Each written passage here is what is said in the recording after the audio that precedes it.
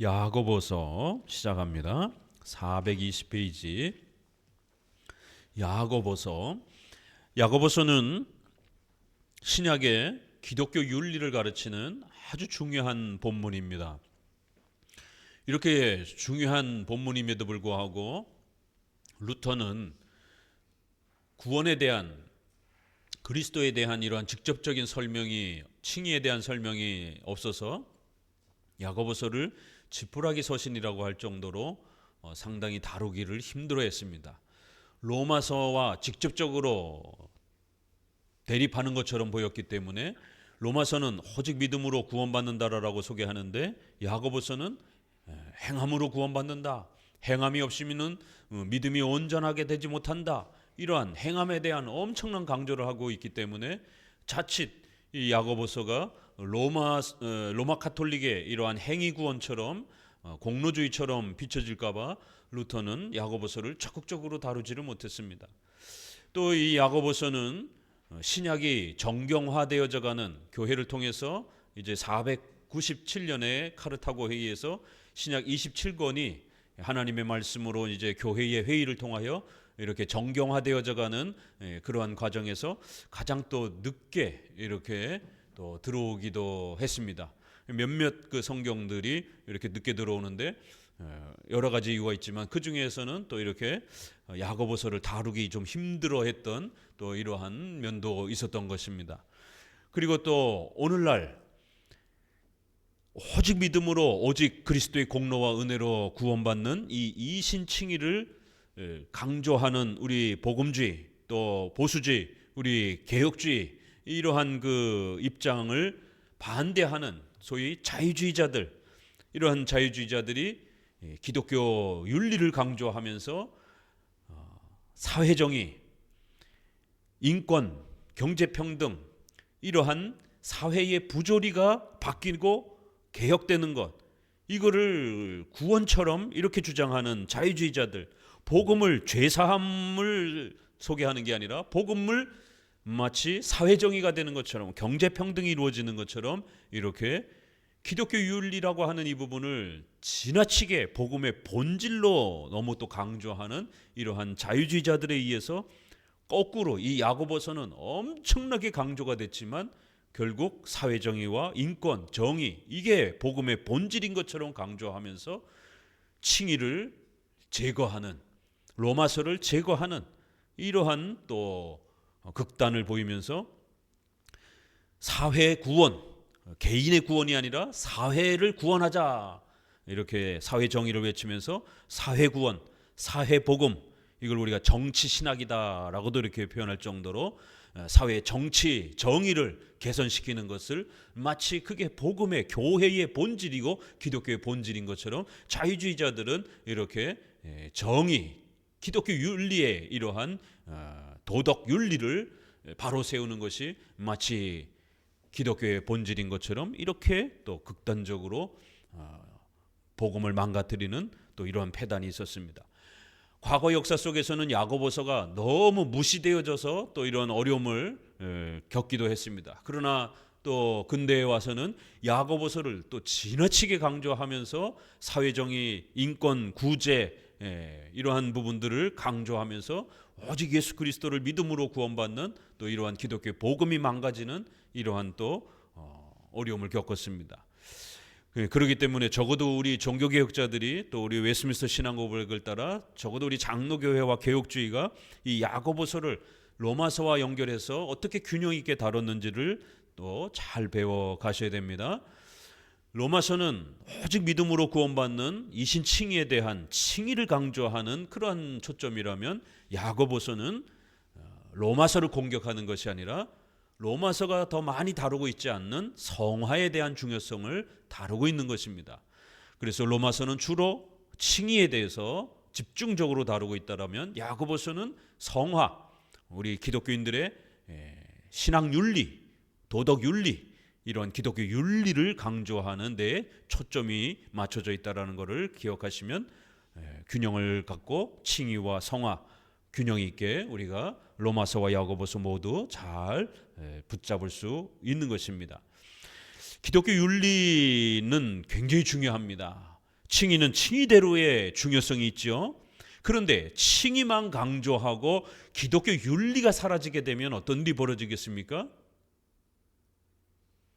자칫 사이비 교주가 될 수 있습니다. 사이비 교회가 될 수 있습니다. 미신이 판치는 무당들이 부적을 팔아먹고 그렇게 온갖 미신에 빠지는 것처럼 기독교도 미신화될 수 있는 위험성이 있습니다.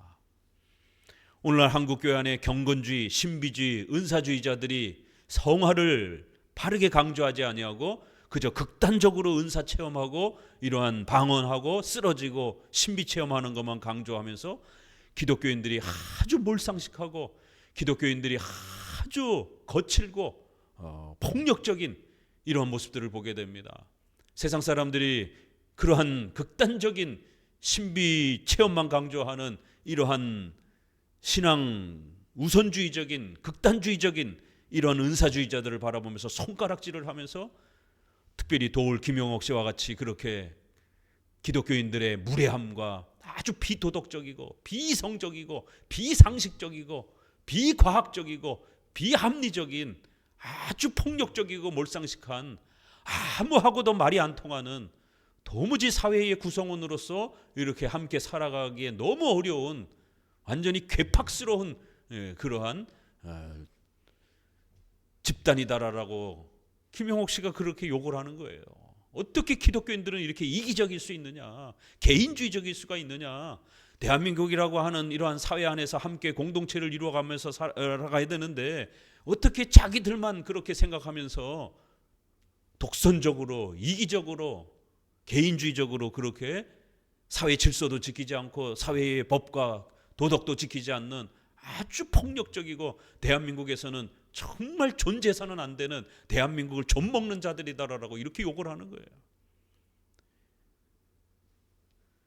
그의 지적이 다 맞는 건 아니지만 엄청난 충격적인 찔림이 있는 건 분명한 것입니다.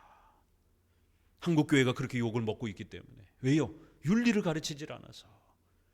그저 교회 생활만 잘하면, 기도만 많이 하면, 신비체험만 많이 하면 그러면 나머지는 다 되는 것처럼 이렇게 극단적으로 신앙만 강조하면서 윤리가 땅바닥에 떨어지는 그러한 기형적인 기독교를 만들어놔 버렸습니다. 거기에 대한 반발 심리로 자유주의자들은 그런 신앙 다 때려치고 그런 신앙이 기도하는 게 예배드리는 게 중요한 게 아니다. 사회 정의를 이룩하고 우리 이웃들과 어떻게 평화롭게 안정적으로 살아갈 것인가, 인권을 확립하고 경제적으로 서로가 평등하며 이런 세상을 만드는 것이 더 중요한 것이지 무슨 기도하고 예배하고 그렇게 죄사함에 대한 것에만 집중하면서 윤리에 대해서는 등한시하는 이런 기독교는 아주 몰상식한 기독교다 이러면서 극단으로 또 치닫는 겁니다. 윤리가 없는 기독교를 생각하면 끔찍합니다. 폭력이 난무할 수 있고 종교적인 이름으로 하나님의 이름을 가지고 온갖 폭력과 사기와 악이 팽배할 수 있는, 기도라는 이름으로 온갖 성추행과 온갖 그러한 성폭력이 난무하고 있습니다. 안수기도, 안찰기도, 또 무슨 또 그렇게 임파테이션 기도, 성령이 만져주는 기도, 그러니까 성령께서 사람에게 오셔서 만져준다라는 거예요. 그러니까 그거를 목사가 대신 만져주겠다라는 거예요. 그 목사가 만져주면 성령이 만져주는 거라는 거예요. 그러면서 여성도들을 여기저기 쓰다듬어가면서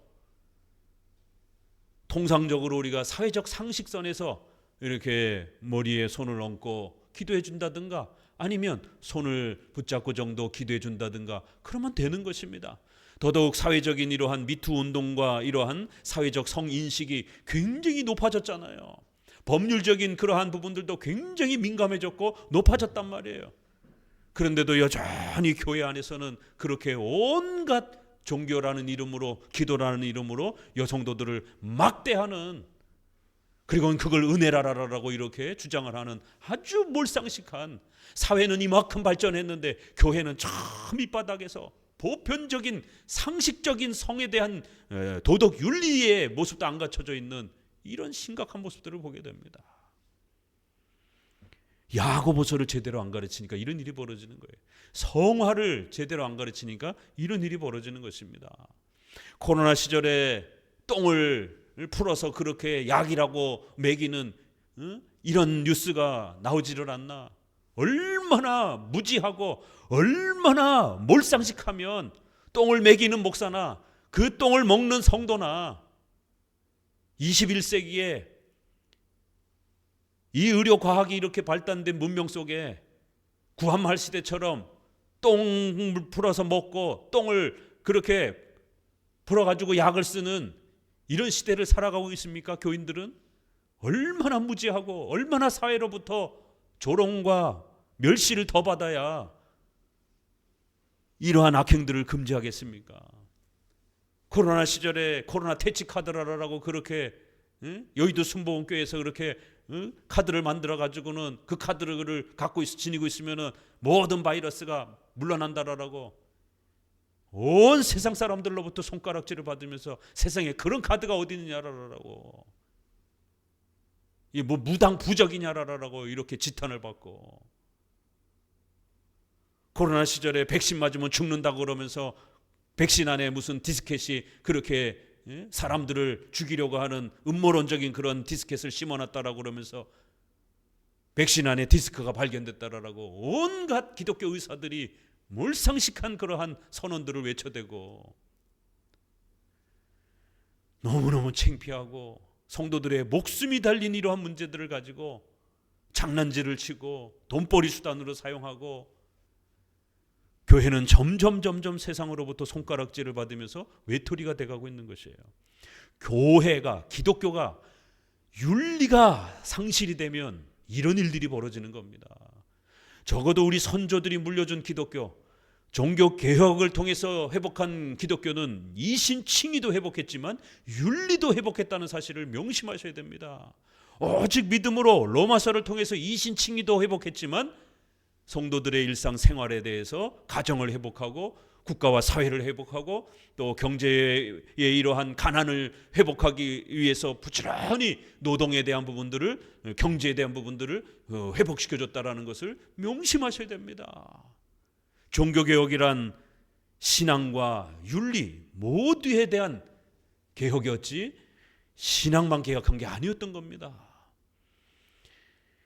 기독교 윤리가 없게 되면 교회는 폭력 집단이 됩니다. 온갖 무당과 같은 샤머니즘과 미신이 창궐하는 집단이 돼버리게 됩니다. 무슨 짓을 해도 다 그거는 신의 이름으로 빙자되어지는 일이 벌어집니다. 이슬람에서 신의 이름으로 어떤 일이 벌어지나 보세요. 여자들을 갖다가 그렇게 히잡을 다 뒤집어 씌우고 또 여자들이 또 이렇게 사회 활동을 했다고 해서 그렇게 집단으로 매도해서 죽이고 정의살인이라고 하는 이러한 것이 버젓이 존재하는 돌멩이를 집어던져서 그렇게 사람을 죽이는 것이 버젓이 일어나는 이런 인권유린들이 이슬람이라고 하는 종교의 이름으로 버젓이 행해지고 있잖아요.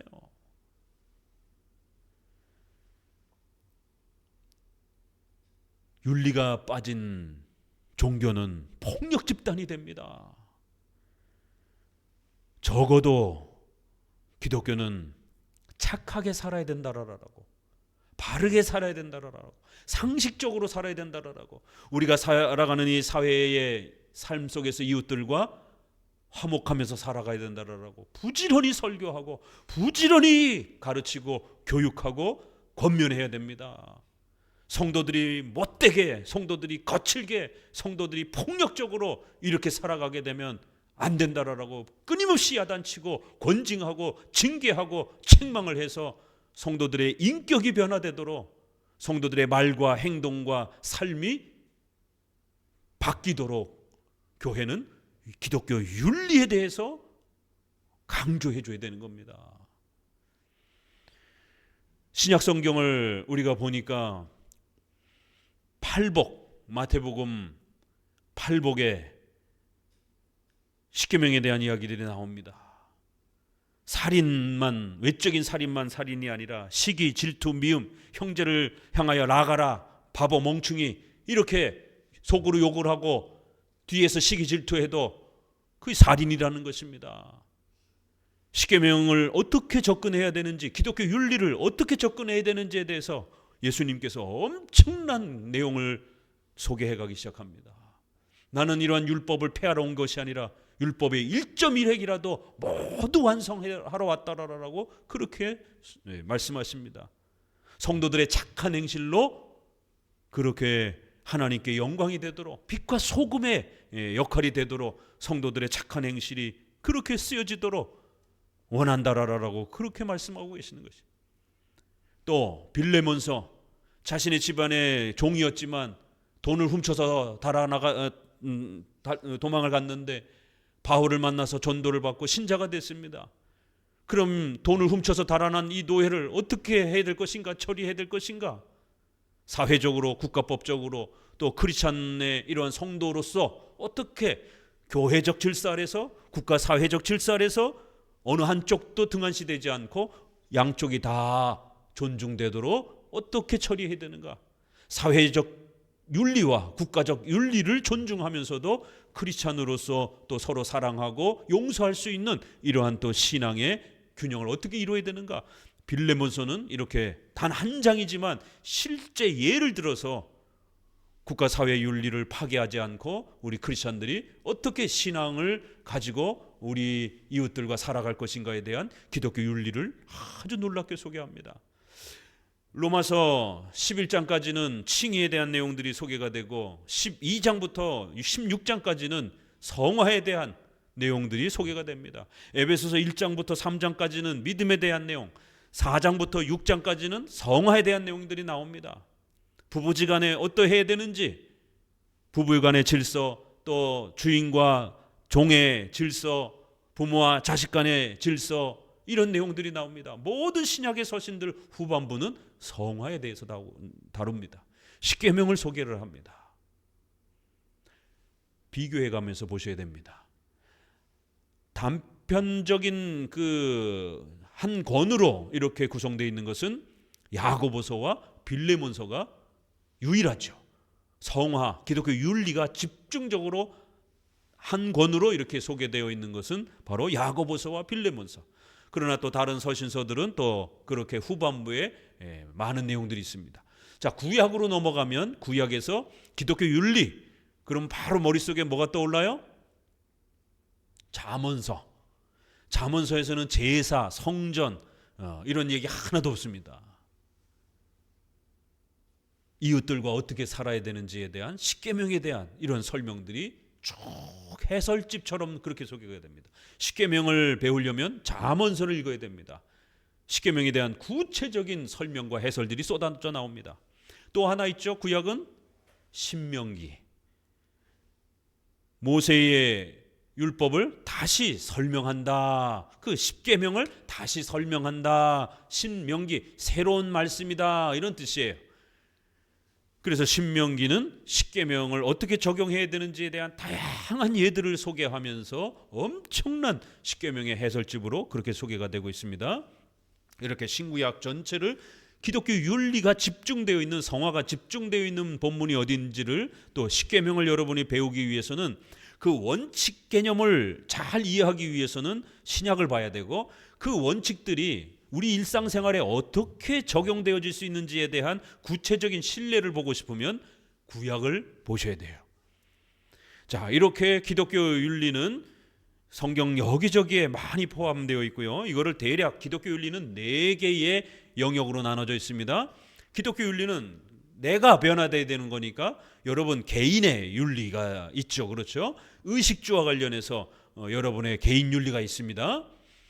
그래서 여러분의 말하는 거, 또 행동하는 거, 또 타인과 또 적절하게 올바른 인격적 관계를 형성하는 것, 사회적 관계를 형성하는 것, 또 말을 어떻게 해야 될 것인가, 상대방과 이렇게 격식에 맞는 말을 어떻게 할 것인가, 약속을 어떻게 또 지켜갈 것인가, 또 경제활동과 관련해서 이러한 주고받는 이러한 모든 상거래에 대한 부분들을 어떻게 할 것인가, 정직에 대한, 거짓말에 대한 이런 부분들을 어떻게 줄여갈 것인가, 이러한 개인의 윤리가 있습니다. 이거를 부지런히 배워가셔야 됩니다.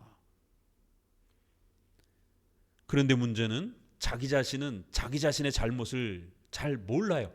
왜냐하면 이게 습관이 들어있어가지고. 그 목사님들이 책을 쓸 때요, 저도 책을 쓰지만 이 책을 일단 제가 먼저 교정을 많이 봅니다. 한 3번 정도 보고 나서는요, 찾아도 찾아지지가 않아요. 제가 쓰는 글의 습관이 있기 때문에 안 보여요. 저한테는 그게 익숙해져서 그 단어가 그렇게 틀리게 쓰는데도 그게 습관화가 돼가지고 익숙해져서 그게 틀렸다라는 게 안 보이는 거예요. 그 이제 사모님한테 한번 보라라고 읽히면 제가 못 찾아낸 거를 또 찾아냅니다. 또 다른 목사님한테 보라고 그러면 제가 못 찾아낸 것들을 찾아냅니다. 이렇게 나 자신은 내가 습관화되어 있어서 그게 오랫동안 익숙해져 있어가지고 내가 얼마나 말이 거친지, 내가 얼마나 약속을 잘 안 지키는지, 상대방을 얼마나 인격적으로 무시하면서 내가 이렇게 거칠게 행동을 하는지, 이렇게 몸짓, 행동, 이렇게 얼굴 표정, 이런 어떤 얼굴 표정 하나하나도 나는 그게 습관이 들어있어요. 상대방이 뭘 이렇게 좀 얘기하면 이게 말에도 거친 뭐라 그러죠? 쓸데없는 소리, 이런 잡소리가 있어요. 여러분 오늘 그러기 때문에 야고보서에 그러니까 우리가 기독교 윤리, 이런 말 굉장히 듣기 싫잖아요. 근데 본인은 몰라요. 야고보서가 기독교 윤리를, 이런 독특한 습관들이 있단 말이에요. 고쳐야 됩니다. 상대방이 듣는데 굉장히 듣기 싫습니다. 목사님이 그렇게 언어적인 어떤 상대방이 듣기에 굉장히 듣기 싫은 그런 이 잡소리가 이 설교 속에 있다라고 생각해 보세요. 언어 습관 속에 얼마나 듣기 싫습니까? 그래서 전사님 때는 정말 이거 볼펜 물고 가가거격 가나다라, 이거 저도 연습을 했습니다. 발음을 정확하게 하기 위해서. 또 사모님한테 들어보라고 그러고, 저도 이렇게 잡소리 습관이 저만이 갖고 있는 잡소리가 있어가지고 그거 지적받고 계속 고치는데 굉장히 오래 걸렸어요. 지금은 이제 거의 많이 사라졌는데, 초창기에는 이제 그런 부분들 의식을 하지 않다 보니까 그런 잡소리가 있는 거예요. 이렇게 말을 자꾸 끌다든가 어떤 된소리를 낸다든가 막 이런 어떤 듣기 거북한 그런 소리가 있단 말이에요. 사회생활하는데 굉장히 지장을 줍니다. 남들한테 습관적으로 이런 얼굴 표정이라든가 행동이라든가 이렇게 상대방하고 대화하는데 자꾸 어떤 습관들이 있어요. 자꾸 머리를 이렇게 툭탁하면 이렇게 머리를 만진다든가, 자꾸 뭐 이렇게 몸을 이렇게 막 자꾸 이렇게 쓰다듬는다든가, 별의별 습관들이 있습니다. 사회생활하는 데 있어서 중요한 거래관계라든가, 또 연인들이 데이트하고 처음 면접을 보고 소개팅을 하고 그럴 때 굉장히 거슬리고 바로 그냥 마이너스 점수가 됩니다. 이런 어떤 습관들이 있는 거를 몰라요. 이거 누가 지적할 겁니까? 결혼한 부부라면 배우자라도 이렇게 지적을 할 텐데, 배우자도 없으면 누가 지적합니까? 친한 친구들이 지적을 합니까? 지적 못합니다. 의상합니다. 잘못하면. 목사님밖에 없습니다. 장로님밖에 없어요.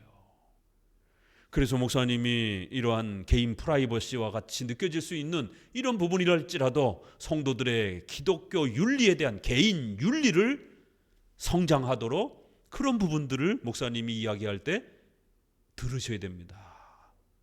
기분 나빠하지 마시고. 목사님도 얘기하기 싫어요. 뭐 그런 것까지 굳이 얘기를 해야 되나? 괜히 서로 마음 상할 수도 있고, 잘못하면 오해해가지고. 생각해 보세요. 그런 거 지적하면 기분이 좋겠어요? 기분 나쁩니다. 다 나이 드신 다 어른들이기 때문에. 애들도 뭐라고 지적하고 여러 번 지적하면 기분 나쁜데, 다 큰 어른을 계속해서 그거 지적해 보세요. 기분 나쁩니다. 막 화냅니다 나중에는. 그럴 때 우리 이 개혁주의 목회자들이 고민이 있는 거예요. 이걸 지적해야 되나 말아야 되나. 지적 안 하고 그냥 넘어가면 속편합니다. 그냥 뭐 교회 생활 잘하고 직분 감당 잘하고 그러면 되는 거죠. 뭐 그런 생활 습관까지 뭐 목사님이 장로님이 이래라 저래라 할 필요 뭐 있겠습니까? 그런데 그런 습관들이 성도들하고 불화를 일으킨단 말이에요. 성도들하고 아무런 것도 아닌데도 작은 문제가 그런 사소한 오해들이 서로 충돌을 일으키면서 싸우게 되고 서로 미워하게 되고 그런 불씨가 돼요. 교회 안에서도 그렇고 본인이 사회 나가면 사회생활하는데 엄청난 지장이 옵니다. 사회생활에서는 안 가르쳐 줍니다. 윗사람들이 그냥 자르지. 너 내일부터 회사 나오지 마. 자르지. 왜요? 팀원들 간에 회사원들 간에 자꾸 불화를 일으키고 자꾸 충돌을 일으키고 자꾸 뭔가 이렇게 부딪히고 그러니까 원만한 사회생활이 안 되는 거예요. 그러니까 잘라버리는 겁니다. 교회로부터 훈련이 돼야 되는 겁니다. 개혁주의 목사들은 성도들의 성화에 대한 책임도 짊어져야 되기 때문에 말 고치세요. 말 습관 고치세요. 행동 이상하게 하는 거, 눈에 너무 거슬리게 행동하는 이런 행동들, 또 격식에 맞지 않는 그런 좀 경박스러운 그런 어떤 습관들, 행동들, 이거 좀 지나치니까 좀 고치세요. 식사하다가 이 식사의 어떤 그런 모습 속에서도 유난히 소리를 내면서 먹는 분들이 계셔요. 만약 결혼을 앞두고 상견례로 처가댁이나 시댁에 가서 식사하러 갔는데 파혼당할 수도 있습니다. 몰라요, 본인은 그런 습관이 있는지. 자기가 소리를 지나치게 내면서 식사를 한다라는 거. 또 이렇게 자꾸 밥을 흘리는 분들이 있어요. 왜? 이렇게 밥을 꼭 삼키고 얘기를 해야 되는데 이게 이 밥에 입이 있는 상태에서 막 말을 하다 보니까 공기하고 이게 압력이 차서 막 튀어나오는 거예요. 근데 본인은 몰라요. 음식을 삼키고 얘기를 해야 됩니다. 그 타임 조절을 잘 하셔야 돼요. 그런데 이게 훈련이 안 된 분들은 밥이 있는 상태에서 막 급해갖고 말을 하다 보니까 튀어나온단 말이에요. 상대방은 아주 더럽게 느낀단 말이에요. 아, 더러워. 같이 밥을 못 먹죠. 여기 밥이 터서 침 튀고 밥 튀어가지고 여기 반찬에 다 묻어 있잖아요. 2번 다시는 식사하기 싫습니다. 사회 관계가 원활하게 더 깊은 관계로 못 나가는 거예요. 이거 가볍게 생각하시면 안 됩니다.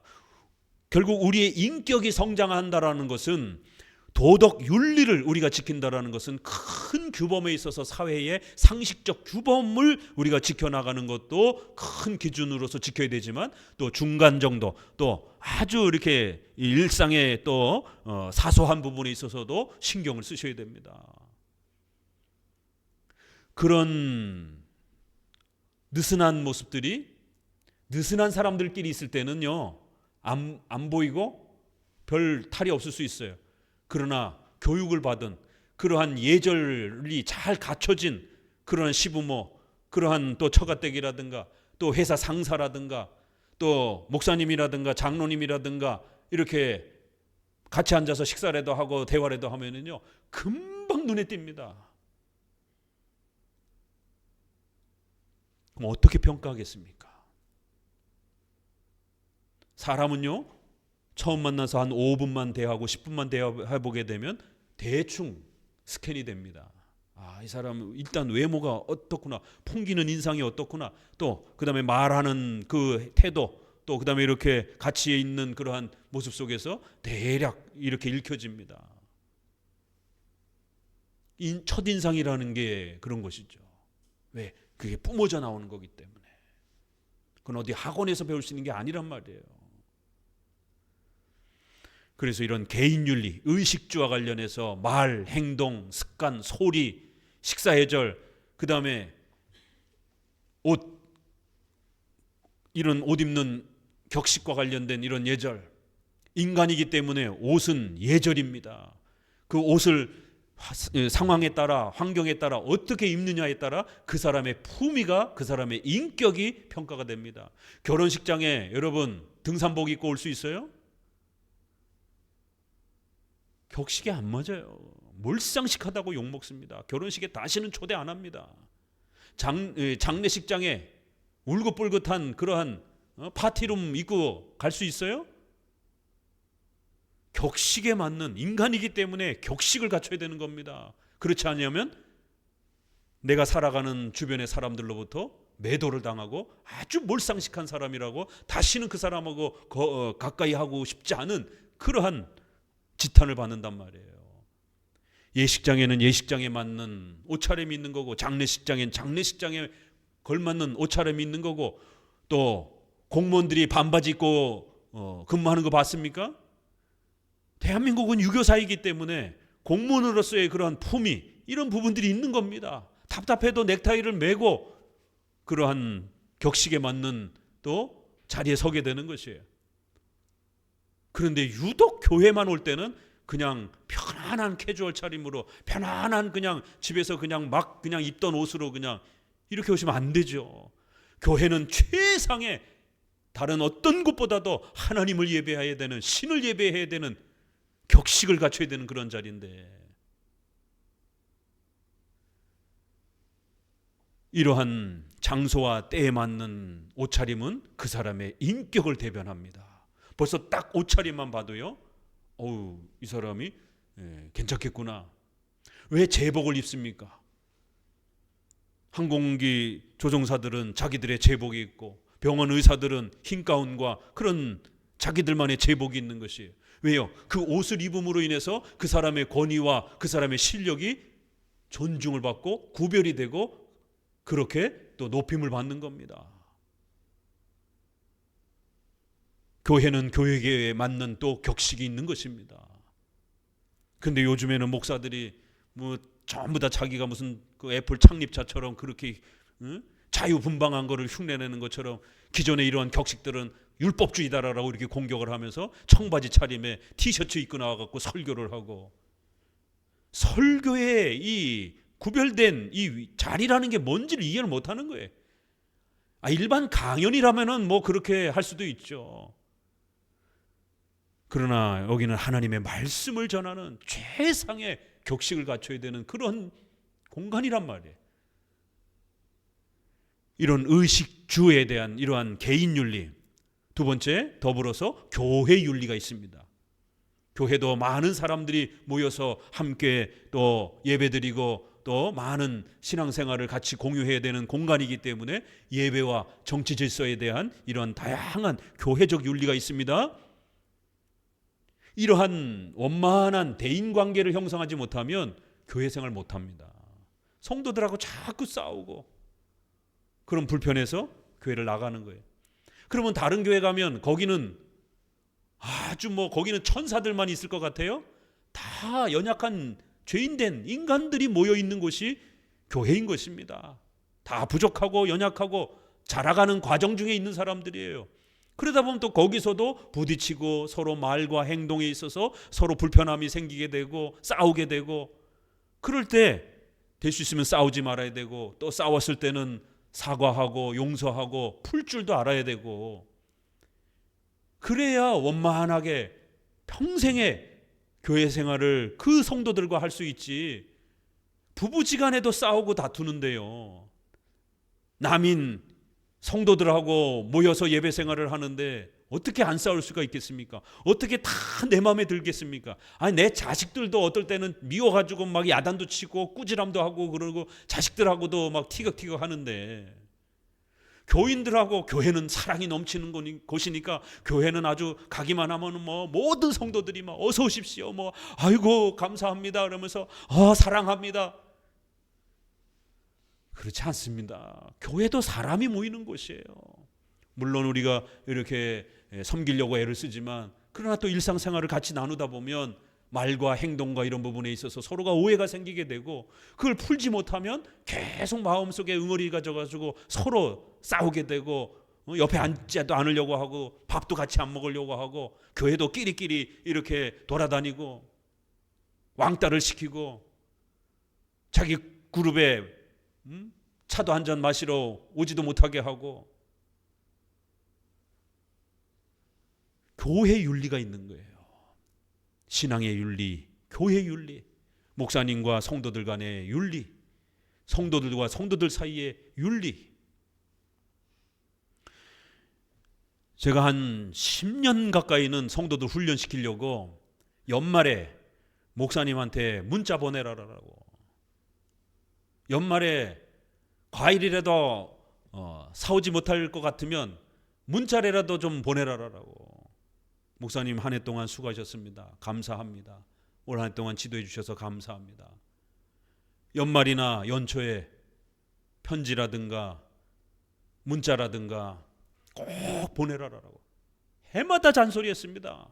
누가 안 보내나 보내나 다 체크하고 있습니다라고 여기까지 얘기하면서 광고 시간에 누구 안 보냈습니다. 한 10년 전에는 그렇게 올해는 어떻게 하시는가 그냥 조용히 하고 지켜봤습니다. 보내시는 분은 보내시고 안 보내시는 분들은 안 보내셨더라고요. 그런 게 습관이 안 돼 있어서 그런 거예요. 연초가 되면 부모님에게 전화도 한번 해서 잘 계신지 전화도 해보고 문자라도 좀 넣고, 또 직장 상사에게도 또 이렇게 연말에 뭐 옛날처럼 우리가 카드를 쓰고 뭐 이렇지는 않더라도 뇌물을 갖다 바치라는 게 아니라, 뇌물과 잠언서에 뇌물은 패망한다 이렇게 돼 있는데 선물은 화를 녹인다 이렇게 돼 있어요. 뇌물과 선물의 차이는 뭘까요? 그건 사회적 상식의 선에서 이제 우리가 해결하는 겁니다. 너무 과도하면 뇌물이 되는 거고, 우리 사회적 상식에서 이렇게 편지라든가 또 가벼운 또 이러한 또 감사의 마음을 전하는 이런 어떤 작은 이런 물건들은 큰 선물에 해당이 되는 거죠. 우리 소위 교리문답반 우리 회원들도 연말에 가면 좀 리더들, 자기네 반 리더들 식사라도 한번 대접하라고 그러는데, 어떻게 우리 리더분들 수요 예배 나오시는 분들은 리더분들이 많이 나오셨는데 밥이라도 좀 얻어 드셨습니까? 얻어 드셔야 돼요. 연말쯤에는 밥 좀 사달라고 얘기하셔야 됩니다. 말 못하면 안 돼요. 해야 됩니다. 왜냐하면 교육이기 때문에 얻어 드셔야 돼요. 엎드려서라도 얻어 드셔야 됩니다. 사회적 상식에서요, 밥을 얻어먹는 사람은 계속 얻어먹어요. 밥을 안 사요, 한 번.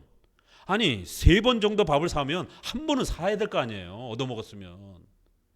그러니까 이런 기독의 윤리, 이런 상식의 윤리가 이렇게 잘 훈련이 안 되면 쟤는 돈이 많으니까, 친구들 중에도 쟤는 돈이 많으니까 밥 사야지, 나는 돈이 없으니까.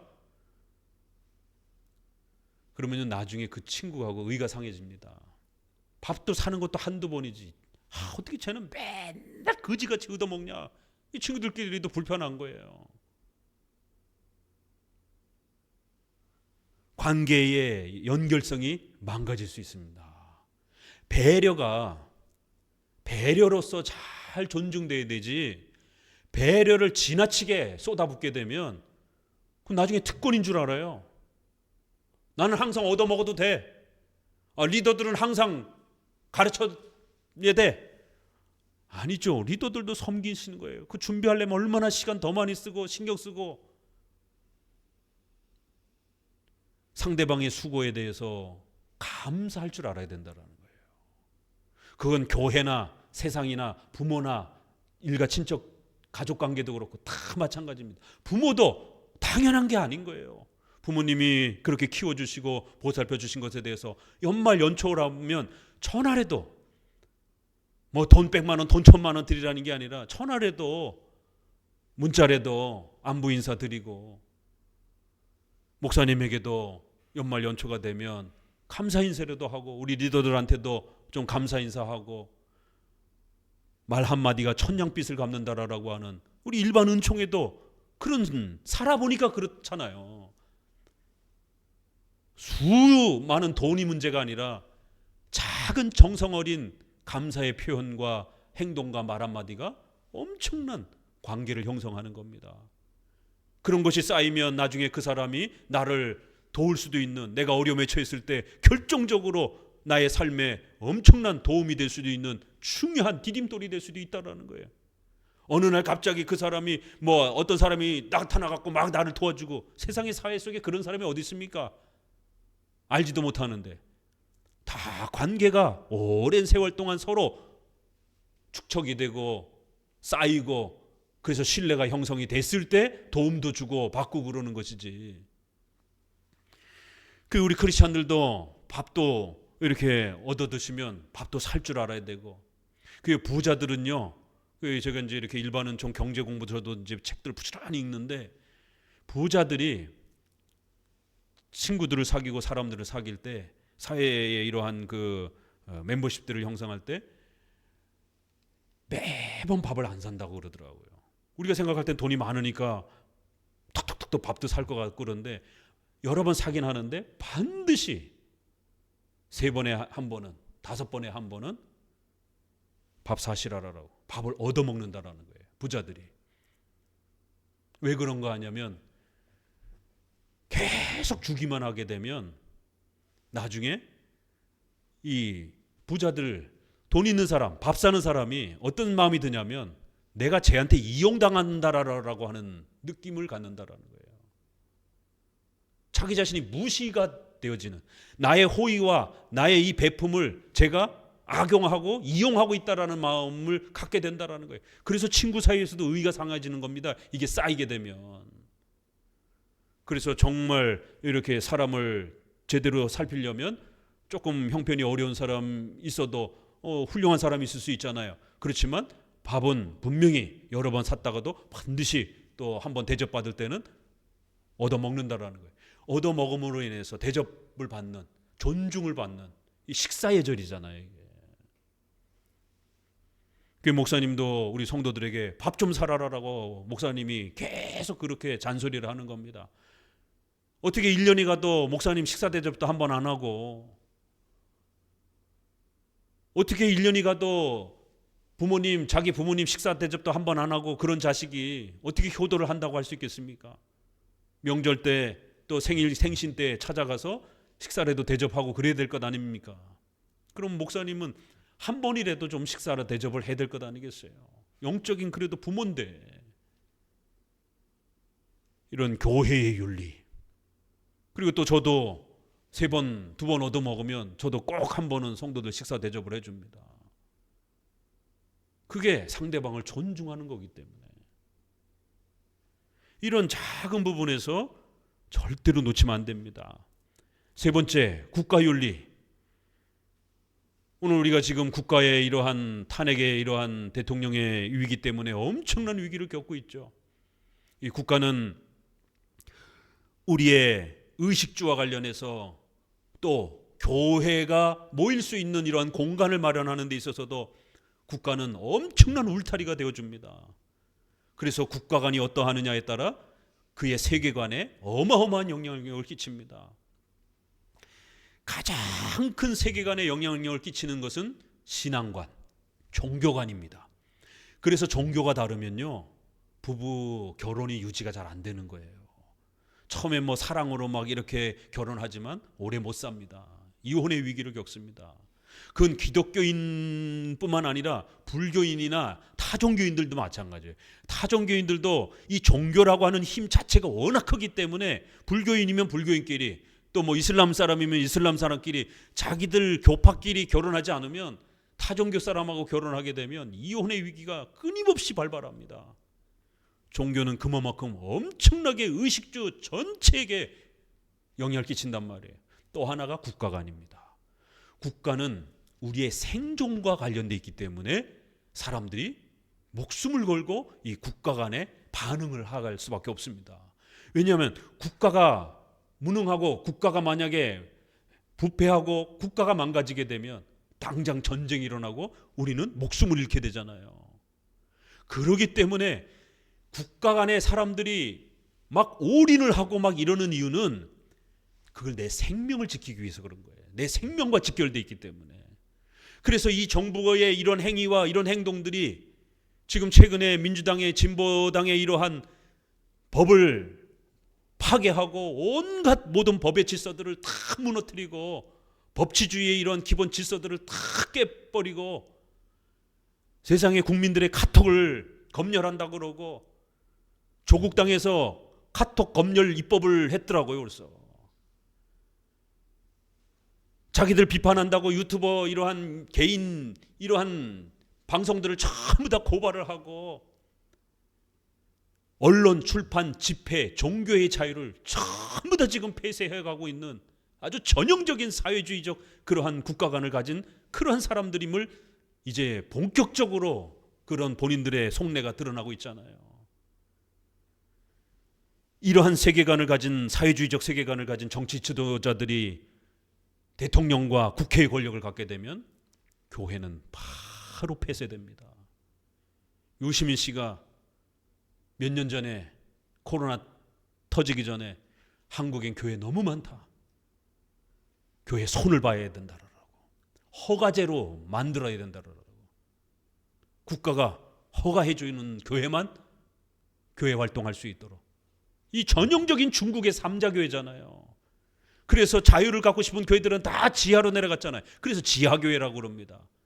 공무원처럼 국가가 허락해주고 국가가 설교 다 검사하고 절대로 정부의 비판적인 목소리 못 내게 만드는 검열하는 이런 설교만 하고 삼자교회잖아요. 이게 그런 발상이 어디서 나왔겠습니까? 사회주의에서 나온 거예요. 제발 국민들과 성도들이 깨어나야 됩니다. 단순한 정치적인 어떤 차이라면 괜찮아요. 뭐 이 정당도 있고 이 정당도 있을 수 있고. 그러나 세계 유일의 분단 국가로서 세계 최고의 공산주의 사회주의를 힘을 가지고 있는 세 나라가 우리 머리 꼭대기에 있는 그런 나라 속에서 대한민국에 간첩이 없다? 철부지 같은 소리인 겁니다. 어떻게 간첩이 없을 수가 있습니까? 있는 게 지극히 당연한 거지요.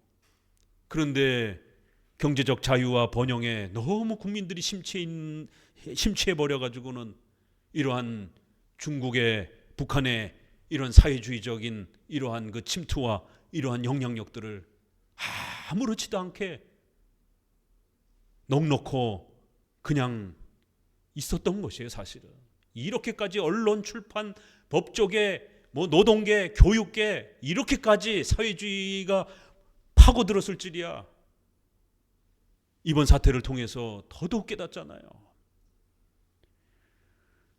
국가는 우리의 생명을 좌우하는 어마어마한 힘을 갖고 있습니다. 그렇기 때문에 국가의 윤리, 그래서 성도들은 신앙인이면서도 또 국민으로서 시민으로서 국가가 위태로울 때는 반드시 그 국가를 지키도록 행동해야 된다는 거예요. 기도만 하고 예배만 드릴 문제가 아니라는 겁니다.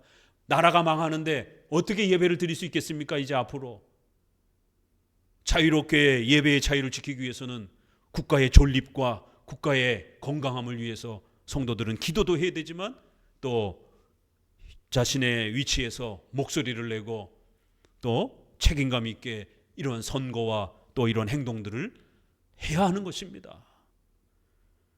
종교 분리의 원칙이라고 하는 것은 국가 일에 대해서 우리가 신경 안 쓴다 그런 의미가 아니에요.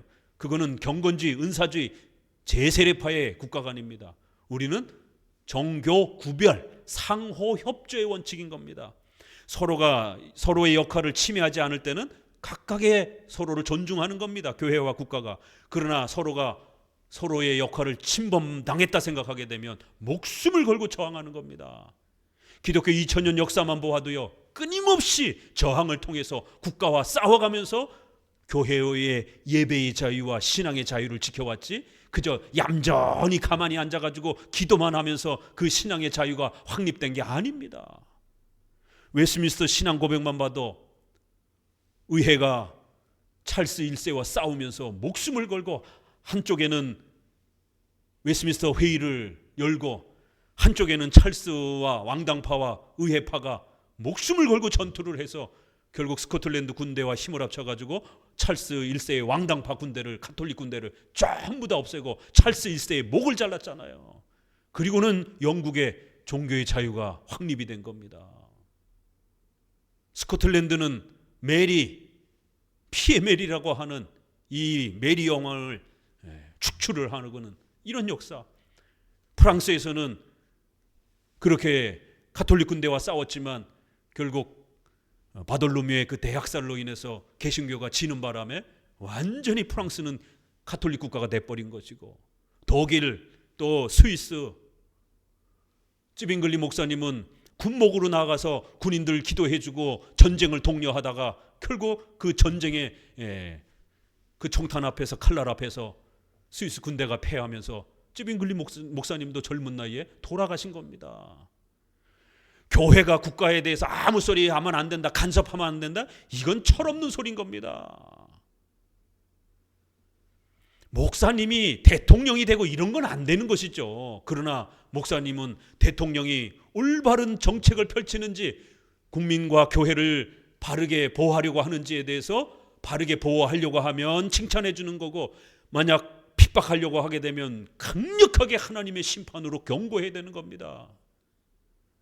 그리고는 그러한 저항을 통해서 교회의 예배의 자유와 신앙의 자유를 확립하며 성도들의 생명과 신앙의 자유를 지켜온 것입니다. 국가와 관련된 이러한 윤리, 코로나 시절에도 얼마나 이 진보 정부에 의해서 예배가 탄압이 되고 예배가 폐쇄가 되어지는, 물론 우리가 방역법은 지켜야 되지만 그러나 종교의 자유는 최후에 건드려야 되는 겁니다. 그것이 적어도 근대 문명 국가의 법적인 그러한 위치에 서 있는 그러한 성숙한 모습입니다. 왜냐하면 종교의 자유라고 하는 것은 그 국가의 민주주의를 평가하는 최후의 보루이기 때문에, 언론, 출판, 집회의 이러한 자유와 더불어 마지막에 종교의 자유는 민주주의냐 독재냐를 평가하는 최고의 마지막 기준이기 때문에, 종교적인 이러한 예배와 이런 부분들은 그 고통과 아픔 속에서 사람들이 예배를 드리며 신을 찾으면서 그 고통과 아픔을 달래고 해소할 수 있는 마지막 보루란 말이에요. 근데 그것까지 못하게 하게 되면 전 국민이, 시민이 우울증에 빠지고 공포와 두려움 속에 빠져서 자칫 잘못하면 반란이 일어날 수도 있고 내란이 일어날 수도 있고, 지금 중국에서 웃기지 않는 어떤 일이 벌어지고 있는지 아십니까? 시진핑이 처음에는 교회를 삼자교회도 다 때려 부셨습니다. 그런데 지금 중국은 범죄율이 어마어마하게 증가를 했어요. 그래서 삼자교회를 다시 형식적으로나마라도 삼자교회를, 종교를, 기독교를 다시 어느 선 정도에서 복원시켜 주려고. 왜요? 도덕 윤리가 너무 많이 망가지니까. 사람들의 이러한 도덕 기본적인 이런 부분들이 너무 망가져서 범죄율도 너무 많아지고, 과거에 그 정도가 안 되었던 그런 부분들이 땅바닥에 떨어지면서 중국의 범죄율과 이러한 폭력성들이 우리가 뉴스에서도 가끔씩 보잖아요. 위정자가 통치하는데 위협을 느끼는 거예요. 그러니까 종교의 부분을 일정 정도 열어줘서 도덕을 가르치도록 하려고. 왜요? 이 도덕 윤리를 가르치는 것은 종교의 아주 중요한 첫 번째 또 역할 중에 하나이기 때문에, 또 그 다음에 학교 선생님들이 아이들 앉혀놓고 싸우지 말아라, 거짓말하지 말아라, 착하게 살아라라고 그렇게 도덕 윤리를 가르치잖아요. 그러니까 이러한 선생님들, 종교, 그 다음에 철학가, 이런 부분들을 사회에서 양성을 시키는 거예요. 왜? 그런 사람들이 도덕 윤리를 이야기하는 사람들이기 때문에. 근데 만약 이 세 개 싹 없어지게 되면 그 사회가 경제적으로는 성장한다 할지라도 뒷골목이라든가 이런 사회의 구석구석에 범죄율이 들끓기 시작하는 겁니다. 이렇게 국가는 교회라라고 하는 이 역할이 교회가 가지고 있는 이 역할을 함부로 무시하면 안 된다는 거예요. 그래서 코로나 시대에 그렇게 교회를 제일 먼저 때려잡으면서 문 닫게 하고 예배 못 드리게 하고 이러면 안 되는 겁니다. 그런데 진보 정부의 그 세계관 때문에 교회를 제일 먼저 백화점이라든가 이런 데 다 문 열고, 공무원 또 이런 모든 그 많이 모이는 데는 여전히 다 모이는데 교회부터 제일 먼저 그렇게 압박을 가하면서 문 닫겠잖아요. 지금 대통령 탄핵 사건과 관련된 이러한 많은 부분도 윤리에 해당이 되는 겁니다. 어떤 국가관과 시민의식을 가질 것인가? 이러한 국민의 언론, 출판, 집회, 종교의 자유가 지금 어마어마하게 지금 침해를 당하고 있는데 어떻게 할 건가? 그러면은 국민들은 자신의 자유를 누가 남이 떡 갖다 줍니까? 자기 국민 스스로가 지켜내지 않으면 아무도 도와주지 않는 것입니다. 그렇기 때문에 지금은 비상시국으로 아주 큰 위기에 빠져 있습니다. 기도하시고 또 이러한 서명운동이라든가 또 여러 다양한 방식으로, 비록 우리가 폭력적인 부분들은 자제하시고 그런 부분들은 성도들의 생명에 또 위협을 당할 수 있으니까 그러한 좀 더 비폭력적인 방법을 통해서 우리의 자유를 지키고 보장할 수 있는 그런 목소리들을 부지런히 또 내셔야 되는 거예요. 그래야 국가 윤리가 지켜지는 것입니다. 시민들이 깨어있지 않으면 그 몇몇 기득권자들이 결국 그 모든 권력을 틀어잡고 독재를 행하면서 시민의 모든 자유와 재산을 빼앗는 겁니다. 지금 중국과 북한, 러시아 보십시오. 공산주의, 사회주의 모두가 사회정의, 경제평등을 이룩하자 해놓고는 결국 정작 보니까 자본주의보다도 더 폭력적으로 국민들의 재산과 자유를 뺏어서 기득권자들만, 몇몇 특권층만 그렇게 그거를 전부 다 움켜쥐고 있잖아요. 자본주의도 많은 어려움이 있고 부족한 점이 많이 있습니다. 그러나 공산주의는 자본주의보다 100배, 1000배는 훨씬 더 그 권력과 욕심을 틀어잡고 있다는 데 문제가 있는 겁니다. 그래서 현대 국가에 있어서는 그래도 자본주의, 자유민주주의와 자유시장 경제라고 하는 또 사유재산을 보장하는 이러한 정당과 위정자가 통치를 해야 우리 국민들의 생명과 언론, 출판, 또 시민의 자유와 또 종교의, 교회의 예배의 자유가 확보될 수 있다는 거예요. 정신 바짝 차려야 됩니다. 만약 여기서 윤석열 대통령이 탄핵되고 그 다음에 바로 선거가 일어나면서 이재명 씨가 대통령이 되면, 그리고 국회가 190명이나 되는 엄청난 이 권력을 갖고 있게 되면 상상할 수 없는 일이 벌어질 수 있습니다. 교회는 바로 폐쇄입니다. 두려움을 가지고 대한민국의 미래를 놓고 하나님 앞에서 기도하셔야 됩니다. 국가윤리는 어떠해야 되는가? 왜 로마서에서 13장에 국가를 제일 먼저 10계명 중에 국가를 이야기하겠습니까? 아니 그 하고 많은 윤리 중에 로마서에서 12장에 10계명을 이야기하고 기독교 윤리의 기준은 10계명이다. 그리고 바로 13장에 국가의 위정자는 하나님이 세우셨다라는 거예요. 그래서 만약 시민이 합법적이지 않은 방법으로 국가 위정자에게 대들고 저항하고 그렇게 되면 하나님의 권위를 침해한 것으로 알고 하나님이 심판하실 것이다라는 거예요.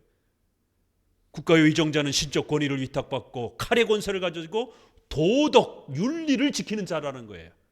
그래서 선을 행한 자들에게는 상을 주고 악을 행한 자들에게는 칼로서 징계한다라는 거예요. 그래서 시민의 생명과 재산을 보존한다라는 거예요. 도적대들로부터.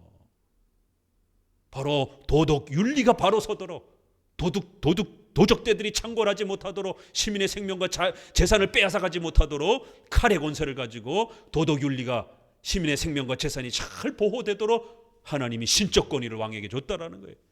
그렇기 때문에 합법적인 방식이 아닌 이상의 대통령의 권한을 침해하고 파괴하고 끌어내리게 되면 하나님의 심판을 받을 각오하셔야 된다는 겁니다. 대통령의 국가에서 준 합법적 권한에 분명히 계엄 선언령이 있음에도 불구하고 단지 그저 계엄을 했다라고 하는 이유 하나 때문에 거기에 반감을 갖고 어떻게 국민들에게 총칼을 들이댈 수 있느냐라고. 아니, 대통령은 계엄을 할 수 있는 법적 권한을 갖고 있는 유일한 사람입니다. 어떤 정보와 어떤 내용을 취합해서 국가가 위험한 처지에 놓였다 생각하게 되면 계엄령을 선포해서 전쟁을 할 수도 있고, 계엄령을 선포해서 다른 국가의 어떤 비상상태를 조치할 수도 있는 겁니다. 트럼프 대통령이 이번에 대통령이 되면서 계엄에 준하는 비상상태를 선포했잖아요. 남쪽에다가 지역별로, 전 국가별로도 할 수도 있고 지역별로도 할 수가 있고. 계엄의 그 성격과 내용을 들여다보기도 전에 그저 그냥 발작 놀라가지고 그냥 계엄 자체를 마치 무슨 불법을 행한 것처럼 거기에 목사와 성도들이 탄핵을 외치면서 그렇게 박수를 치고, 결국 그 결과로 인하여 교회가 문 닫게 될 이런 위기 앞에 놓여져 있는 것도 전혀 헤아리지 못하고 어떻게 이렇게 무지하고 어리석을 수 있느냐 말이에요. 이제는 과거같이 안정된 상태가 아닙니다. 지금 국가나 교회나 존립의 위기가 놓여져 있는 그런 상황이란 말이에요. 대만은 무력으로 먹으려고 계속해서 시도하고 있다라고 연일 뉴스에 나오고, 27년이나 28년이 중대 기로라라고 서구 유명한 외교 전문가들이 쏟아내고 있습니다. 연일 그 바다 앞에서 무력 시위를 합니다. 그런데 대한민국은 안전하니까, 대한민국은 아무 이런 일도 없으니까 근심 걱정 없이 잠만 자도 됩니까? 대한민국은 문화적으로 국가 제도를 통해서 그렇게 중국의 입김이 서서히 우리를 목을 조르고 있었던 겁니다. 이쪽은 무력으로, 이쪽은 문화의 이러한 국가 제도를 이용을 해서 국가 윤리가 망가지게 되면 시민의 생명과 재산은 붕괴되고 교회도 예배의 모든 자유가 폐쇄된다라는 것. 마지막으로 직업 경제윤리가 있습니다. 우리가 살아가는 데 있어서 가장 중요한 윤리적 기준들이에요. 적어도 이 4가지 정도의 윤리 부분에서는 성도들이 부지런히 공부하고, 또 성경을 통해서 성경적인 원칙, 또 그 다음에 이러한 일반 상식적인 이러한 또 훈련, 이런 걸 종합적으로 그렇게 훈련해 가시면서 인격적으로 성장해 가셔야 된다는 거예요. 우리 성도들은 좋은 직업을 가질 수 있도록 열심히 학생들은 공부해야 되고, 또 그런 공부를 독려해야 되고, 우리 성도들이 더욱더 훌륭한 또 이런 직업으로 더 나아가고 발전해 갈 수 있도록, 또 이런 개인 자영업을 하시는 분들은 더 성장해 갈 수 있도록 부단히 교회에서 또 그런 부분들을 함께 격려하고 또 함께 노력하도록 힘써야 된다라는 겁니다. 성도들이 모든 성도들이 전부 다 가난한 직업만 갖고 있고, 전부 다 월세 살고 있고, 물론 가난하고 어려운 지역과 나라에도 교회가 존재합니다. 그러나 10년, 20년, 100년 동안 계속 그렇게 가난하게 있으면 안 되는 거죠. 교회가 들어가면 신앙도 가르쳐야 되고, 오직 예수님으로 구원받는 신앙도 가르쳐야 되고, 그런 가난에서부터 벗어날 수 있도록 경제적 자립과 독립을 할 수 있도록 열심히 영향력을 또 끼쳐줘야 되는 겁니다. 극단적으로 신앙만 갖고 이 땅에서는 죄악된 세상이니까 고난받다가 속히 좋은 세상 가세, 이거는 우리 장로교 개혁주의 신앙관이 아닙니다. 그건 극단적인 경건주의, 은사주의자들, 신비체험과 신앙체험만 강조하는, 내세만 강조하는 이러한 시한부종말론 내세주의자들의 그러한 세대주의자들의 윤리관입니다. 우리는 현세와 내세를 균형 있게 강조하는 것입니다. 그래서 열심히 복음으로 예수님을 통한 구원의 복음도 가르쳐야 되고, 또 성도들은 가난에서 벗어날 수 있도록, 또 낮은 직업에서 항상 생존의 위기가 되는, 항상 이렇게 매년 이렇게 연말이 되면 또 내년에 이 계약직이라든가 이런 알바들이 고용의 안정성이 없다 보니까 계속 해마다 자신의 그런 생존이 위협을 받잖아요. 그러면 항상 그런 불안정한 직업보다는 그래도 더 성장하고 더 안정적인 직업으로 올라설 수 있도록 부지런히 노력하고, 또 그러한 노력들이 얼마나 중요한지를 이런 야고보서를 통해서 부단히 목회자는 권면해야 되는 겁니다. 나태함과 게으름에 대해서 꾸짖어야 되고 책망해야 되는 거예요. 기복주의는 잘못된 것이지만 게으름과 나태함도 잘못된 겁니다. 현실에서 안주하려고 하는 것도 죄악이 됩니다.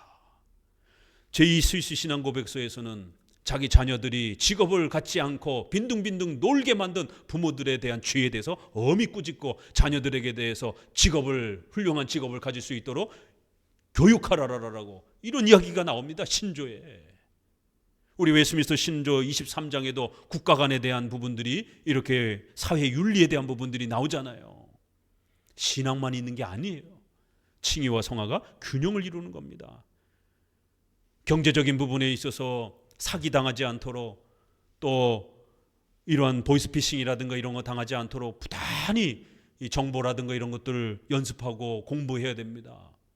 저희도 얼마 전에 사모님이 그렇게 전화번호가 털려가지고 그렇게 악성 앱이 깔린 건 아닌데 무작위로 이렇게 얘네들이 전화를 돌리다가 사모님 전화가 탁 걸렸는지 그 전화로 문자가 그냥 막 쏟아지면서 이렇게 해가지고 얼마나 놀랐는지, 그래서 빨리 조치를 취하고 은행 거래를 중단시키고 핸드폰 중지를 시키고 이런 여러 조치들을 취해서 피해를 보지 않고 안전하게 그래도 지나갔습니다.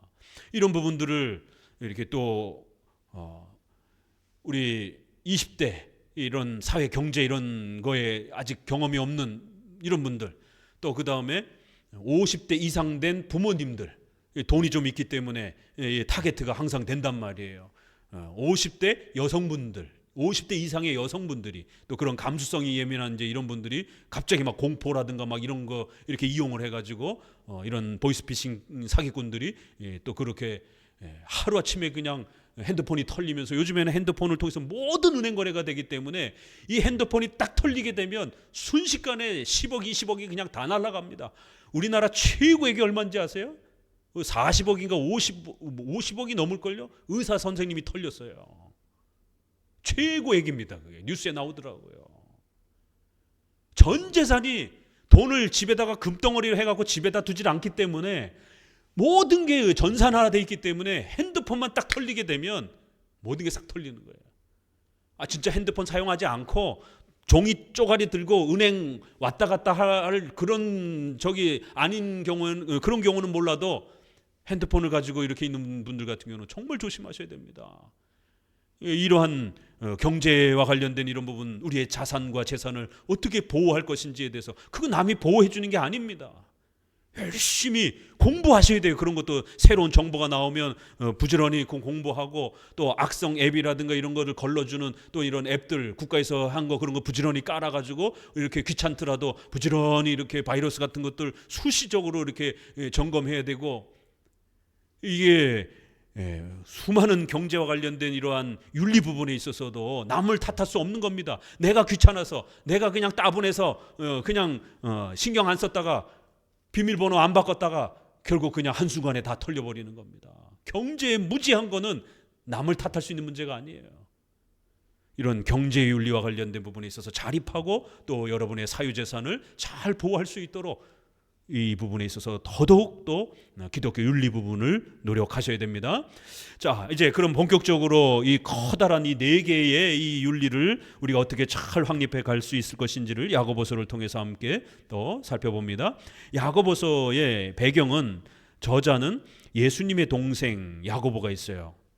야고보가 세 분이 이렇게 성경에 많이 나와요. 다른 분인데 예수님의 동생이 주류로 이 야고보서 주인으로 돼 있습니다.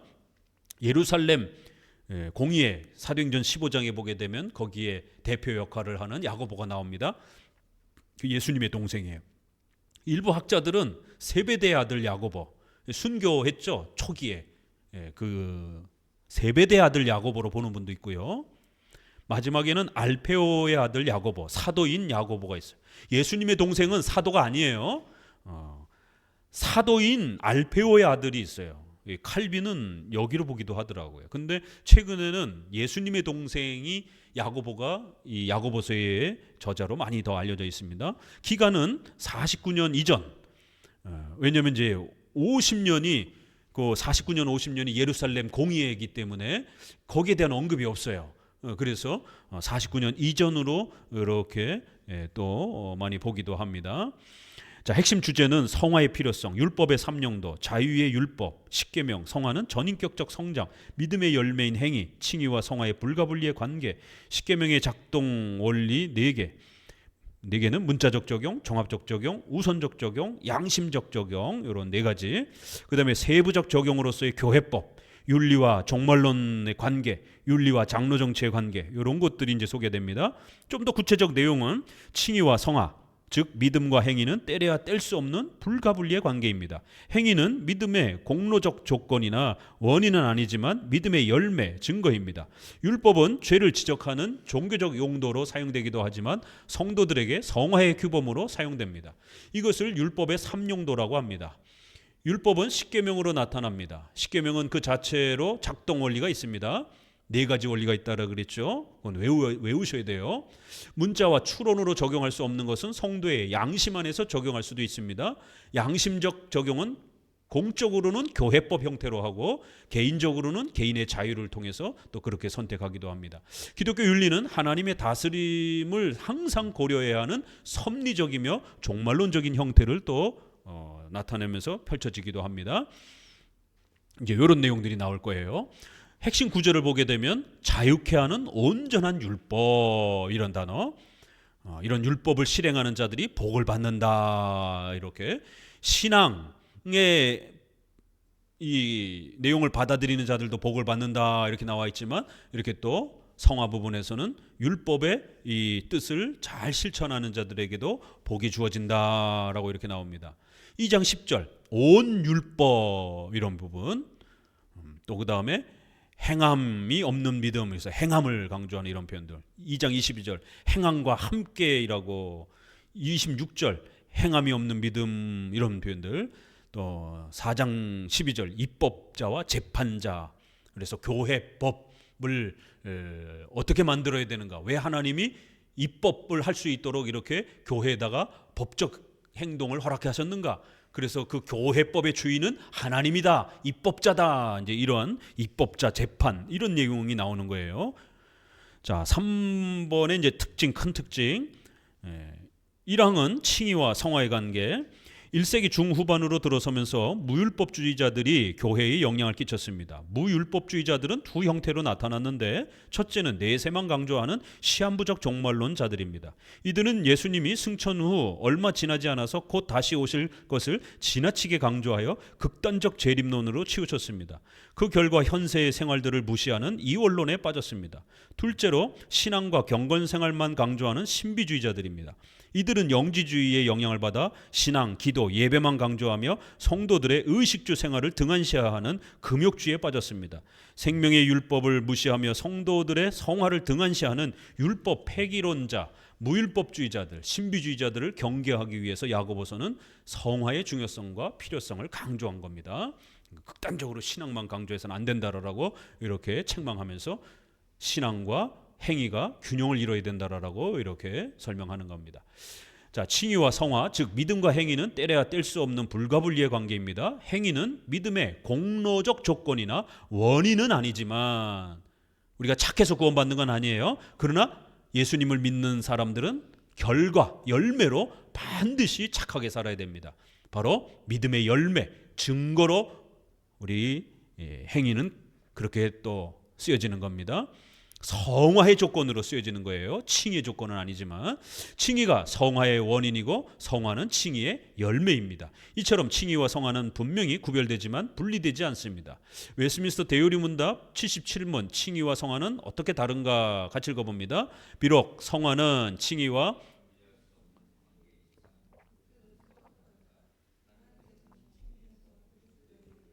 전가시켜주며 성화에서는 성령이 은혜를 주입하시어 신자로 하여금 실천할 수 있는 능력을 주신다. 또한 칭의로는 죄를 용서해 주고 성화로는 죄를 이기게 하신다. 그리고 칭의를 통해서는 보복하는 하나님의 진노에서 현세에서 이를 완성하시어 그들이 다시 정죄에 떨어지지 않게 하신다. 이렇게 평등, 완성 이런 단어. 그러나 성화를 통해서는 모든 신자 간에 평등하지도 않고 현세에서는 결코 완성될 수도 없으며 다만 완성을 향해서 자라날 뿐이다. 그래서 여러분 성화에서는 개인윤리, 교회윤리, 국가윤리, 사회경제윤리, 직업윤리 때문에 어떤 성도들은 성도인데 가난한 성도들이 있는 거예요.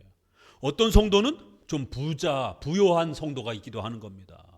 어떤 성도는 좀 더 품위가 좀 높은 성도도 있고 아직 교육을 받지 좀 제대로 받지 못한 성도도 있는 거예요. 이렇게 차이가 분명히 존재하는 겁니다. 성화에 있어서는.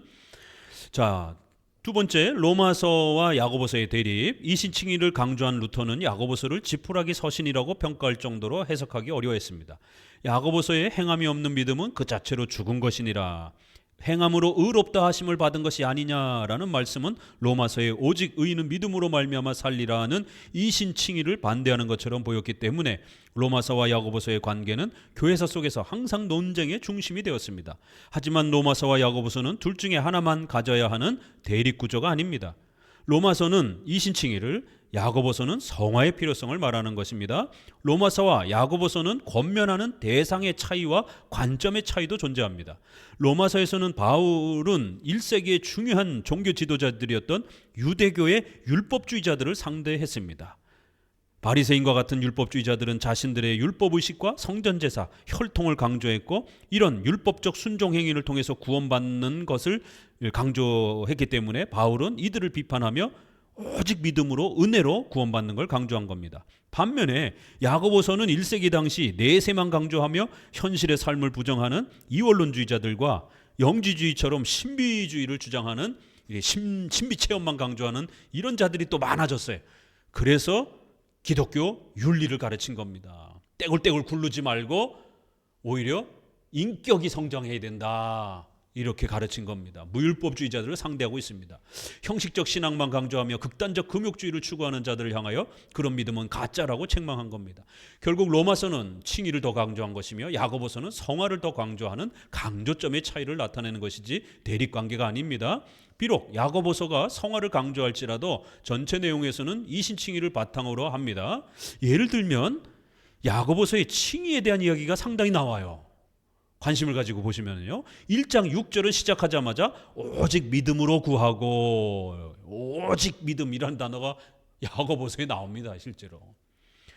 우리 주 예수 그리스도를 믿는 믿음을, 이거 칭의의 아주 중요한 표현이잖아요. 너희가 받았다. 2장 1절. 이신칭의를 재차 강조하였습니다. 2장 5절은 예정의 은혜를 가난한 자를 택하사 믿음에 부요하게 하시고, 이렇게 예정의 은혜를 통해서 우리가 믿음을 은혜로 받는다, 이런 내용이 나오는 거예요.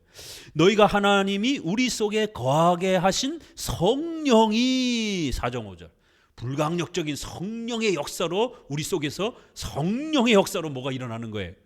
구원의 은혜가 이런 거하게 하신 성령, 불강력적 역사를 말하고 4장 8절 죄인들아 손을 깨끗하게 하라, 마음을 성결하게 하라, 이런 표현, 전적 부패를 또 가르치는 표현들. 마지막으로 능히 구원하기도 하시며 멸하기도 하신다. 하나님만이. 우리 행위로 되는 게 아니라는 거예요. 이런 중요한 칭의와 관련된 이런 표현들이 많이 나옵니다. 자, 세 번째, 율법에 대한 바른 이해. 기독교 윤리의 기준은 십계명이기 때문에 이 십계명을 잘 이해하고 율법을 잘 이해해야 합니다. 야고보서는 율법, 즉 십계명을 성도들의 신앙의 규범으로 제시합니다. 개혁주의는 이런 율법의 이해를 율법의 3용도로 가르쳐 왔습니다. 첫째 용도는 이 십계명은 죄를 지적하는 종교적 용도로 쓰여집니다. 하나님을 믿어야 된다, 우상 숭배하지 말라, 이러한 십계명의 명령들은 우리가 믿음을 갖지 않으면 심판을 받는다라고 이렇게 죄를 지적하는 거죠. 심판을 지적하는, 이러한 경고하는, 죄를 지적하는 종교적 용도. 두 번째는 불신자들에게 살인하지 말고 거짓말하지 말도록 양심 속에 그렇게 그들의 본성 속에 십계명이 있어서 최소한 도덕 규범을 지키고 살아갈 수 있도록 죄를 억제하는 사회적 용도. 그렇기 때문에 우리가 국가의 이런 사회의 도덕 규범을 존중하는 겁니다. 왜요? 그 도덕 규범은 어디서 온 거예요? 하나님이 불신자들 마음속에 십계명을 흐릿하나마 심어 놓으셨기 때문에 그런 겁니다. 그래서 그러한 불신자들이 문화를 형성하면서 하나의 도덕 예절을 그래도 우리 십계명과 부딪히지 않는 상식적 선에서 문화와 예절이 만들어져 있으면 우리는 그 문화와 예절을 존중하고 같이 따라주는 겁니다. 대한민국은 유교 문화지만 그 유교 문화가 십계명에 이렇게 완전히 부딪히지 않으면 유교 문화에서 우리가 어른들에게 절을 하고 어른들을 이렇게 찾아뵙고 전화드리고 어른들 찾아갈 때는 또 이렇게 과일이라도 또 이렇게 사들고 가고 이런 문화들을 우리는 다 존중을 하는 거예요. 이렇게 죄를 억제하기 위한 사회적 용도로 십계명이 불신자들의 마음속에도 스며들어 있는 겁니다. 세 번째 용도는 우리 크리스찬들 십계명이 우리 성도들의 아주 중요한 성화의 규범으로 그렇게 성화를 성장시키는 그러한 수단으로 또 십계명이 사용이 됩니다. 야고보서는 십계명을 토대로 펼쳐지는 기독교 윤리의 특징을 상세하게 설명합니다. 야고보서는 십계명을 문자적으로 추론적으로 어떻게 해석하는지, 어디까지 적용할 수 있는지, 얼마만큼 확장할 수 있는지, 문자적으로 없는 부분은 어떻게 구체적으로 적용할 수 있는지를 언급합니다. 이게 굉장히 중요해요. 십계명은 10개밖에 안 되지만 이거를 실제적으로 우리 일상생활에다가 어떻게 적용해야 되는지, 어디까지 적용할 수 있는지, 성경에는 문자적으로 없지만 이 대원칙을 우리가 잘 풀어서 우리 일상생활에 어떻게 적용하는지를 배우지 않게 되면은요, 십계명은 10개밖에 없어요. 그러면 우리 실생활에 어떻게 적용해야 될지 굉장히 난감해집니다. 하나님의 뜻을 적용하지를 못하게 되는 거예요. 그래서 야고보서는 이걸 아주 구체적으로 십계명의 이 대원칙이 어떻게 적용되는지, 어디까지 적용되는지, 어떤 방식으로 펼쳐져 나가는지 이거를 아주 상세하게 그 원리를 가르치고 있습니다. 십계명은 율법의 형식을 취하고 있기 때문에 신중하게 해석해야 합니다. 구약에서는 제사의식과 재판 형벌법 등으로 소개되기도 합니다. 이거 히브리서에서 우리가 봤죠. 의식법은 2개가 있다 그랬어요. 구약에 하나는 예수님을 가르치는 모형, 또 하나는 십계명, 기독교 윤리를 가르치는 내용이 담겨 있어요. 그래서 우리가 구약의 제사 이런 재판 형벌법은 비록 중단됐지만 그 안에 있는 도덕법은 잘 찾아내셔야 돼요. 이거는 우리가 히브리서에 개혁할 때까지 맡겨둔 것이라는 말씀처럼 예수님 오신 후에는 중단됐습니다. 지금은 일반적인 규범과 도덕적인 명령들만 남아있기 때문에 그걸 잘 찾아내면 되는 겁니다. 이 신구약의 차이성과 통일성 아래에서 십계명을 잘 분석하여 오늘날 적용해야 합니다. 십계명을 파악하는 원리는 대우리문답에 8개로 나와 있고 이거를 줄이면 4가지 정도가 됩니다. 8개의 십계명 원리는 누구든지 온 율법을 지키다가 그 하나에 거치면 모두 범한 자가 되니라. 이런 표현이 있고요. 입법자와 재판자는 오직 하나님이시라는 말씀에 기초하는 거예요. 자, 이 2개가 4개의 내용을 설명해 주는 겁니다. 이게 어떻게 설명되는지 보시면 십계명은 10개 모두가 조화롭게 적용되어야 하며 때로는 세부적인 것들은 장로 정치 아래서 교회법으로 나타납니다. 이런 교회법의 신적 권위는 법을 만들도록 권위를 위탁해 주신 하나님의 허락하심에서 나옵니다. 8개를 이제 4개로 나눠보게 되면은요, 명시적 문자적 내용 그건 지키면 돼요. 바로 찾아가지고 긍정 부정 이런 명령들. 두 번째는 10개이기 때문에 10개가 골고루 종합적으로 복합적으로 적용되어지도록 항상 노력해야 됩니다. 2장 10절에 뭐라 그래요? 10개를 지키다가 하나 미스하게 되면 나머지 9개가 다 무너진다라는 거예요. 이렇게 십계명은 서로 유기적으로 서로 연결되어 있어서 항상 10개를 골고루 지켜야 되는 겁니다. 주일 성수하는 것과 거짓말하는 것, 이 부분이 우리 삶 속에서 이 코로나 시절에 아주 어려움을 겪었잖아요. 회사에서 교회 못 나가게, 이런 많이 다중이용시설에 못 나가게 회사에서 이렇게 불이익을 주고 막 그러면 크리스찬들이 거짓말을 하고라도 교회를 와야 되는 것인가? 이거 실제적 문제가 됐습니다. 그럴 때는 거짓말을 하고라도 교회에 와야 돼요. 평상시에는 우리가 4계명과 9계명을 잘 함께 지켜야 되지만 또 이렇게 특수한 경우가 발생이 되면 좀 더 비중이 약한 뒤쪽 계명들은 포기할 수밖에 없다라는 거예요. 이게 이제 세 번째, 반대되고 부딪히는 이러한 특수 경우가 발생이 되면 부득이함, 우선적인 적용. 그래서 특수 경우가 발생이 될 때는 이렇게 부득이함을 적용하는 또 특수 경우 적용이 된다라는 것. 네 번째는 이제 일반 윤리에는 보편 상식적 적용, 일반은 종적 적용. 그래서 문자적으로도 추론적으로도 이렇게 명확하게 기준이 없을 때는 양심적 자유를 가지고 선택하면 되는 겁니다. 이걸 우리가 아디아포라, 중립적인 주제다 이렇게 말씀을 드렸죠. 돈이라든가 이런 거는 중립적인 주제예요. 돈 자체가 죄악된 게 아니기 때문에. 그래서 돈을 어떻게 써야 될 것인지 이런 건 개인의 양심의 자유를 가지고 판단을 하는 겁니다. 그래서 공적인 거는 교회법을 통해서 양심의 자유를 갖고 목사님과 장로님들이 교회 예배를 몇 시에 드려야 될지, 몇 번 예배를 드려야 될지, 이거 성경에 없지만 우리 성도들의 신앙생활을 위해서 이런 질서를 잡아주는 것입니다. 공적인 거는 교회법으로 양심의 자유 속에서 결정하는 거고, 아주 극히 개인적인 거는 여러분이 부부가 또 자녀들하고 가족들이 의논해서 양심의 자유를 가지고 결정하시면 되는 겁니다. 이렇게 십계명을 하나님의 뜻 안에 네 가지 방식으로 그렇게 적용해 가게 되면 여러분의 일상생활에서 하나님의 뜻을 찾을 수 있습니다. 자, 오늘은 서론, 기독교 윤리가 얼마나 중요한지만 이렇게 소개하고 이제 다음 한 번 더 본문으로 들어가서 소개합니다. 기도합니다. 하나님